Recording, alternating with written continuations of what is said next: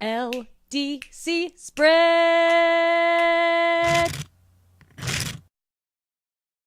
Hi everyone, and welcome to the first LDC spread video. I'm Timothy Lent, and I am a high school social studies teacher in Brooklyn, New York. A couple of years ago, I was introduced to the Literacy Design Collaborative Framework. I taught a few modules, co-authored a few more, and now I teach a class that is entirely made up of LDC modules. In addition, I've been working in my own school around New York City and nationally, teaching teachers about the Common Core and how to use LDC. Now, I'm making these videos to give some guidance to those of you who want to bring LDC into your school, especially all the amazing teachers I met at the ESET 2 conference who inspired this project. What up, Table 11? Also, before we get started, I just want to make clear that the information and opinions in this video are based only on my experience and the experiences of the other educators I am privileged to know.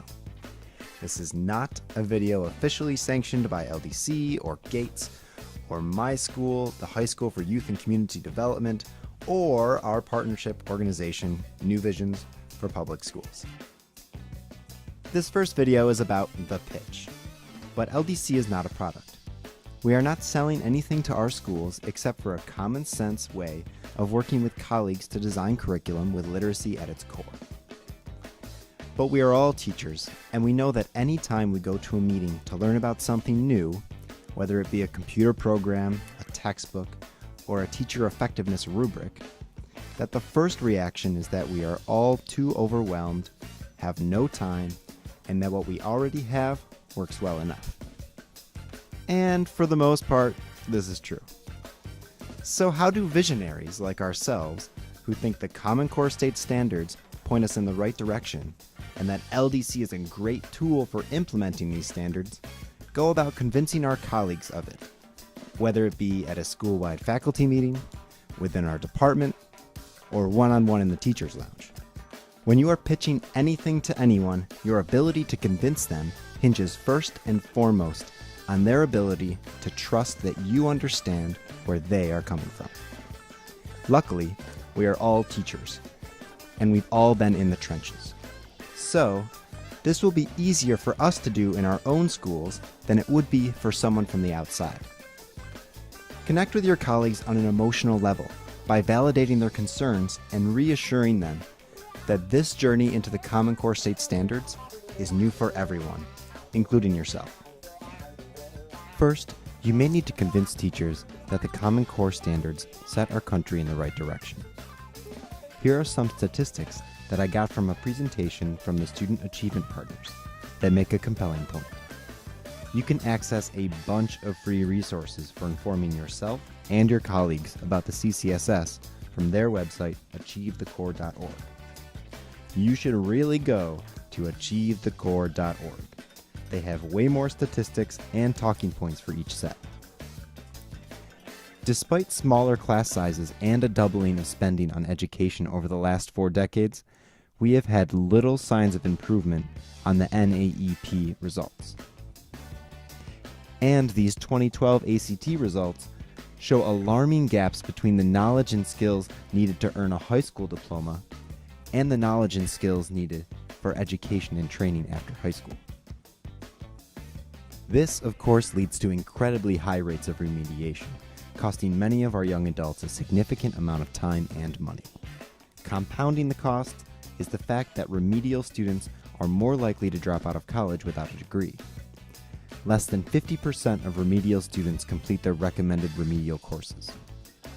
Less than 25% of remedial students at community colleges earn a certificate or degree within 8 years. And as you can see from these numbers, students in remedial reading or math have particularly dismal chances of success. In addition to these statistics, use data from your school to prove your point. How do students fare on the ACT, SAT, and on-state test at your school? Do students that leave your school and go to college need remedial courses? What is their success rate in freshman year? If your colleagues are not familiar with the Common Core state standards, then you should go to achievethecore.org and download one of the professional development modules they have on that site. They are excellent, and much of this video has been stolen straight from them. Most importantly, you should stress that the Common Core state standards are a reaction to the poorly crafted state standards published in the 1990s.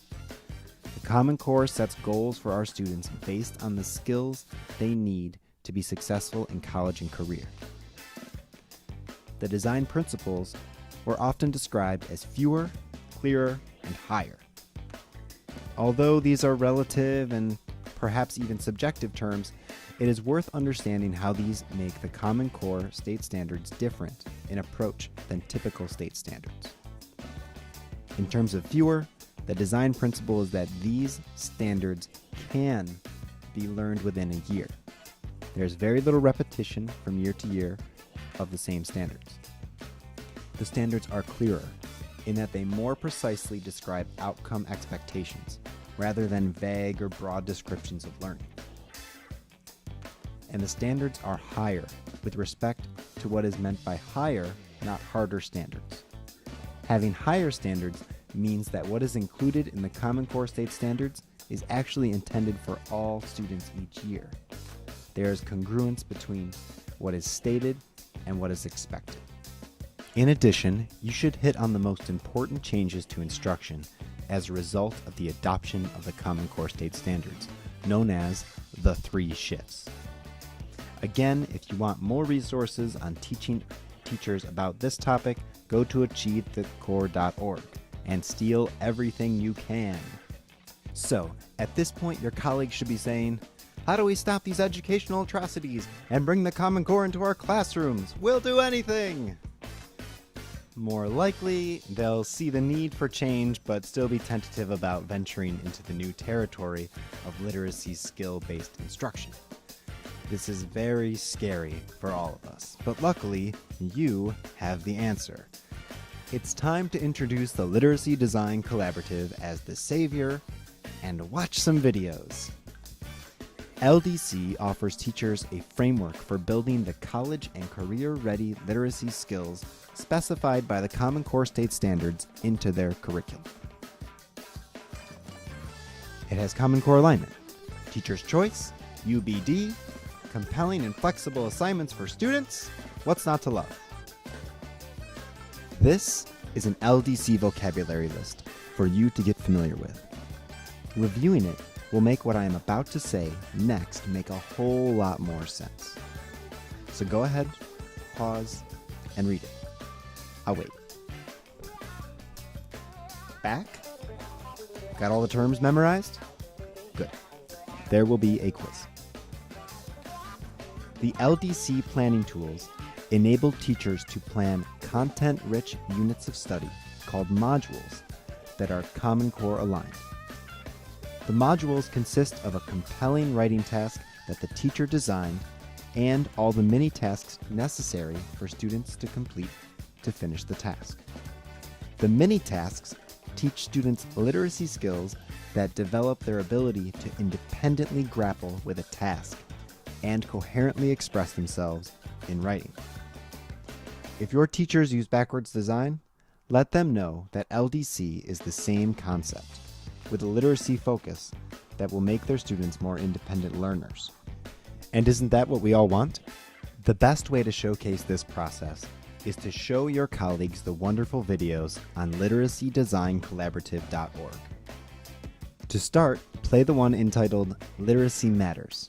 Full disclosure, I'm in this one, and my co-author Sarah does an amazing job executing our module on the Industrial Revolution.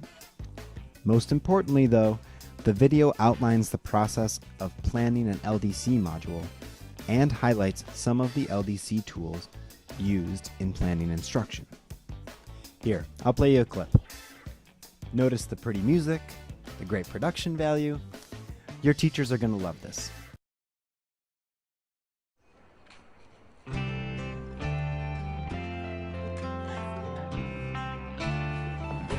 We are going to get into the meat of this today, so I want you to take about 2 or 3 minutes and in your own words, write this again. To make meaning of a text that is foreign to you, to put it in the context of an issue, to glean from that text important information is going to be essential in college and beyond. Something I'm weak in is my analysis. Grammar is usually my biggest problem. Sometimes it's like I miss some points that I'm supposed to get. The Literacy Design Collaborative is a framework that puts literacy first. That was great, huh? But you can watch the rest later. And make sure you familiarize yourself with the rest of the videos and the information on the LDC website. This will make it a lot easier for you to answer your colleagues' questions. If you have some time, I suggest you read the short mini-book called Teacher Candy, written by one of the first LDC teachers in the country, Kathy Thebes. It is succinct and clear, and I'll have a copy of it for you in our Google Docs folder. If you have even more time, then read through the 1.0 guidebook to LDC featured on their site. Also, there are great videos on the teaching channel, which many of you saw at ESET 2, featuring more teachers using LDC in their classrooms. If you have the time in your meeting, I think the best way to get teachers excited about LDC is to have them examine an already completed module, then create a writing task using the LDC template tasks. You can access a number of exemplar LDC modules from literacydesign.collaborative.org. Choose one that fits your audience. There are modules from science, social studies, and English classes. The most effective way I've seen of facilitating this activity was at a New Visions for Public Schools PD in New York, in which the leaders used a modified version of the Making Meaning protocol from the School Reform Initiative. If you're not familiar with the use of protocols in PDs like those from the School Reform Initiative, you should check them out. I'll be discussing a number of them in these videos. And I'll put the protocols that I mention in the Google Docs folder. Again, if you have time, ask your teachers to play around with the template tasks.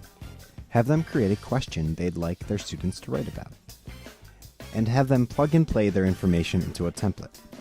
Encourage them to try out an argumentative essay template and an informational one. Have them share in small groups, and then with the rest of the teachers. I think this is super fun and gets teachers excited about the amount of freedom and choice they have within the LDC framework. Now, many people have asked me, what do I do about the teachers who refuse to try out LDC? Well, speaking from my own experience, don't force them. We have not gotten anywhere at our schools with mandating teachers to use LDC. Mandates are what administrators use when the utility of a product or a process doesn't speak for itself.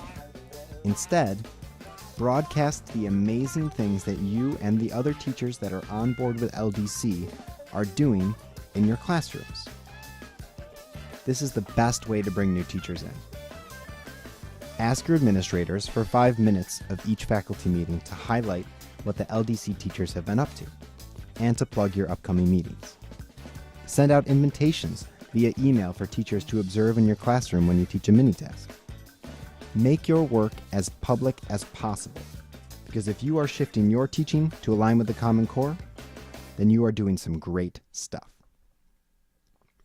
In addition, give reluctant teachers a reality check. The Common Core state standards have been adopted in nearly every state. And in the 2014-2015 school year, the assessments will change to reflect that. Everyone wants their students to do well and be ready for college and career. And nobody wants to be the teacher that holds them back. All right, so that's how I'd make the pitch and tell my colleagues about the Common Core and LDC. This is just the start. Keep in mind that the Common Core is new to everyone and that we are all learning, myself included. The next video will address how to guide your group of teachers through shifting their instruction to text dependency, and how to keep them coming to you for more. If you have any comments or questions, please email me at timothya.lent@gmail.com. Lastly, I'd like to thank the incomparable Alicia Farner for composing and performing the theme song for this video. Now go forth and spread LDC.